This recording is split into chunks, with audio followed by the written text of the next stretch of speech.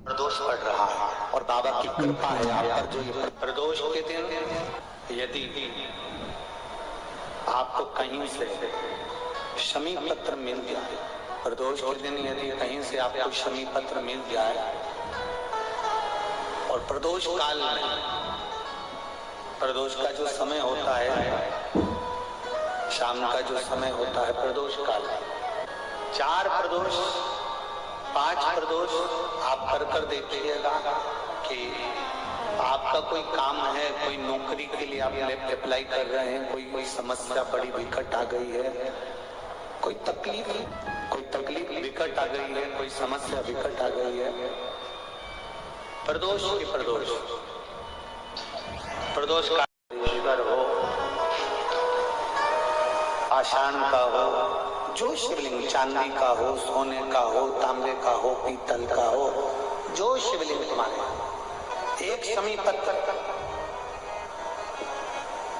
यदि आप भगवान शंकर के शिवलिंग पर समर्पित कर रहे हो और उस शमी पत्र को उठाकर रात्रि को 9:15 की जो एक मुहूर्त होता है, एक समय होता है, जिस समय पर हम अपने मन की बात भगवान शंकर को कहते हैं, पूर्व में भी इसका वर्णन हम कर चुके हैं कथाओं। उस 9:15 पर वो शमी पत्र को उठाकर एक कागज में, एक कटोरी में उसको रख दे। 4 या 5 प्रदोष के उस शमी पत्र को अपने पास में रखिए और जिस कार्य के लिए जा रहे हो उसको जेब में ऊपर के भाग में उसको रखकर लेकर जाइए। आपका वो कार्य सफल होकर ही रहेगा, रुक नहीं सकता। तो शमी पत्र में इतना बल होता है, प्रदोष का जो शमी पत्र होता है वो बड़ा बलवान होता है, बड़ा प्रदोष, शिवरात्रि, सोमवार,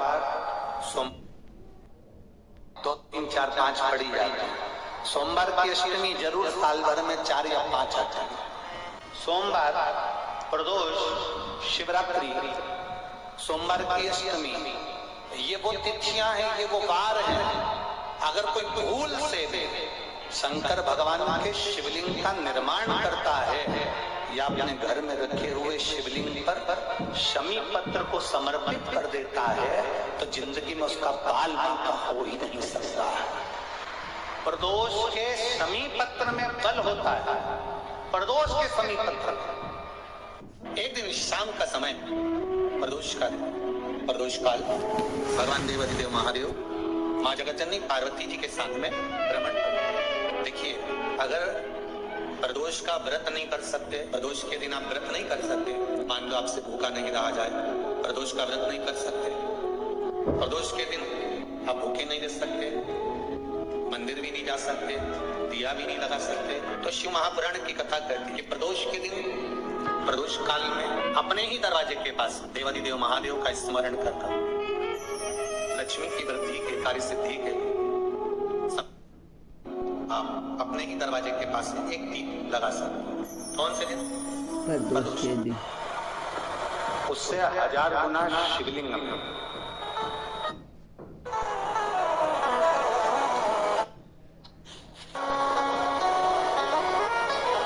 प्रदोष के दिन यदि आपको कहीं से शमी पत्र मिल गया, प्रदोष के दिन यदि कहीं से आपको शमी पत्र मिल जाए और प्रदोष काल में, प्रदोष का जो समय होता है, शाम का जो समय होता है प्रदोष काल,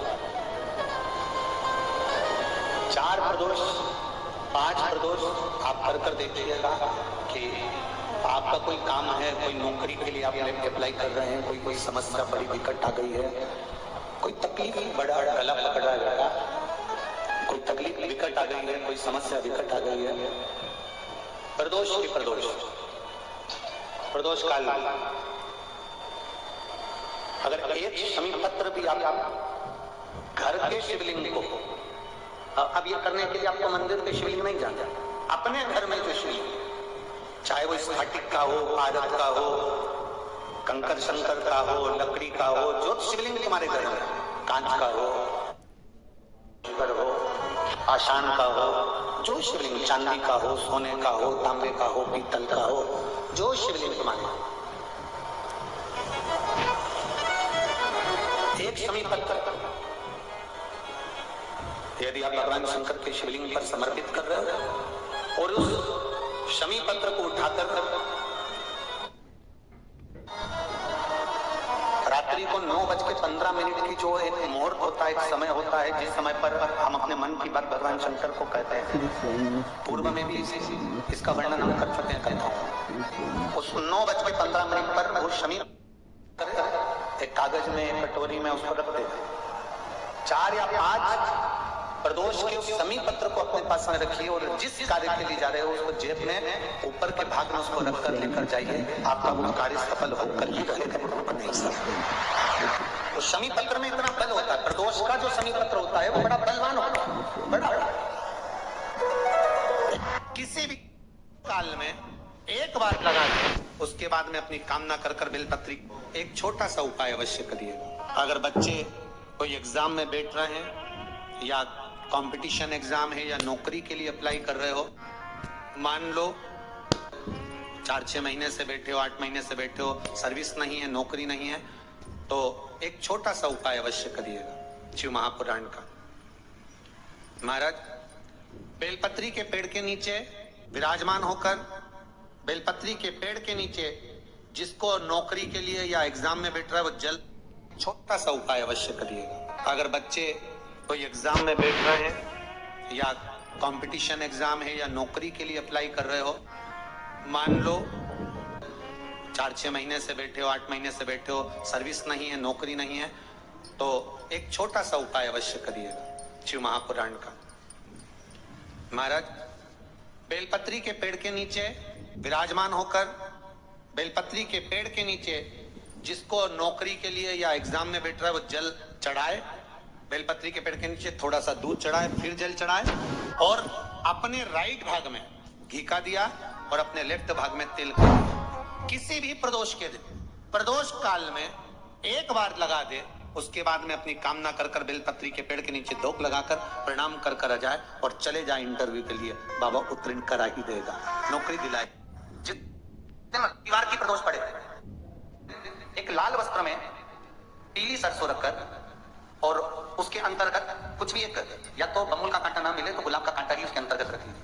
और मान लो कोई काम ऐसा है कि उसमें पैसा तुम्हारा आ ही नहीं गया, बहुत घाटे पर घाटा जा रहा है, नुकसान बहुत हो रहा है और कोई काम हो ही नहीं रहा, तो महाराज जिस दिन रविवार की प्रदोष पड़े उस दिन एक लाल वस्त्र में पीली सरसों रखकर और उसके अंतर्गत कुछ भी एक, या तो बमुल का कांटा ना मिले तो गुलाब का कांटा ही उसके अंतर्गत रख लीजिए और उसको,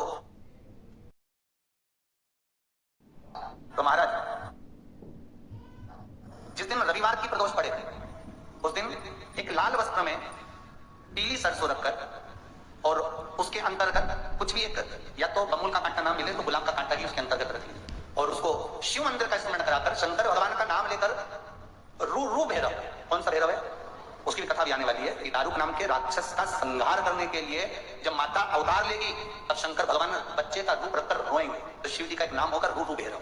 ये भैरव कहां पर रहता है, तो कहा ये शमशान में रहता है। कहां रहता है ये भैरव? शंकर का जो एक अवतार है रू भैरव, ये भैरव अवतार शमशान में रहता है। तो इस भैरव का काम क्या है, तो कहा शमशान में, शमशान की जो अग्नि होती है भले के लिए लकड़ी रहे, भले उसमें कोई पदार्थ डाले ना डाले, थोड़ी देर में वो अग्नि रू आवाज, हल्की सी शमशान की जो अग्नि जलती है उसमें आवाज आती है। आप ऐसे कोई अग्नि जलाएंगे ना आवाज नहीं आती, ध्यान देना। शमशान में अगर जो लोग गए होंगे मुर्दा जलाने के लिए, तो अगर वो एकांत में बैठेंगे तो उसमें से आवाज आती है रू। तो शिव पुराण कर रही है कि उस सरसों को, कांटे को रू भैरव का नाम लेकर जिस व्यापार जो नहीं चल रहा है, दुकान जो नहीं चल रही है, उस दुकान के सामने, उस व्यापार के सम्मुख में उसको जला दिया जाता है। ये करा जाता है रवि प्रदोष के दिन। कौन से प्रदोष? रवि प्रदोष के, जो सुख का वाहन करा, व्यापार की उन्नति के लिए, समृद्धि के लिए, लक्ष्मी के लिए इसका प्रयोग किया जाता है। तो यहाँ पर दारुक नाम का जो असुर है, दारुक नाम का जो राक्षस है, उसका एक ही कहना है कि मैं मरू, मना नहीं है ब्रह्मदेव पर को। नंदी का एक पांव जो ऊपर होता है, आप लोग दर्शन करे होंगे शंकर जी, नंदी का एक पांव उठा हुआ होता है, एक पांव नीचे की ओर होता है। हड्डी से जुड़ा हुआ रोग, नेत्रों से जुड़ा हुआ, मस्तिष्क से जुड़ा हुआ कोई रोग रहता है तो एक नीले कलर का फूल आता है महाराज, उस फूल में हल्दी डालकर गुरुवार का प्रदोष पड़ने पर जो नंदी के पांव के पास समर्पित कर देता है महाराज, उसका रोग धीरे धीरे समाप्त होने लगता है। लिंग पुराण कहती है कि नंदीश्वर भगवान के सामने जो पुष्प समर्पित करा जाता है उसको, ये तो लिखा था स्कंद पुराण और शिव पुराण। लिंग पुराण कहती है जो फूल आपने समर्पित करा उसको लाकर में आराम लगने लगता है। जैसे कहीं शरीर नहीं चल रहा, हाथ चुन्न पड़ रहा है, हाथ काम नहीं कर रहा, हाथ में झुंझुनी आ रही है, कंपन आ रहा है, जैसे मान लो कोई, चाहे वो शनिचरी प्रदोष हो, चाहे रविवार की हो, सोमवार की हो, मंगल की हो, बुधवार की हो। श्री शिवाय नमस्तुभ्यम। हर हर महादेव। पूज्य प्रदीप मिश्रा जी ने आज बहुत अच्छे उपाय बताए हैं प्रदोष के। पूज्य प्रदीप मिश्रा जी ने 5 उपाय बताए हैं। अगर आपकी भी कोई मनोकामना अधूरी है या कोई परीक्षा देनी है या लक्ष्मी का आगमन नहीं हो रहा है तो आप ये उपाय करके अपनी मनोकामना पूरी कर सकते हैं। लेकिन उससे पहले प्लीज़ मेरे चैनल को लाइक, कमेंट और फॉलो ज़रूर करिएगा। मेरा चैनल है धार्मिक वीडियो श्री शिवाय नमस्तुभ्यम। हर हर महादेव।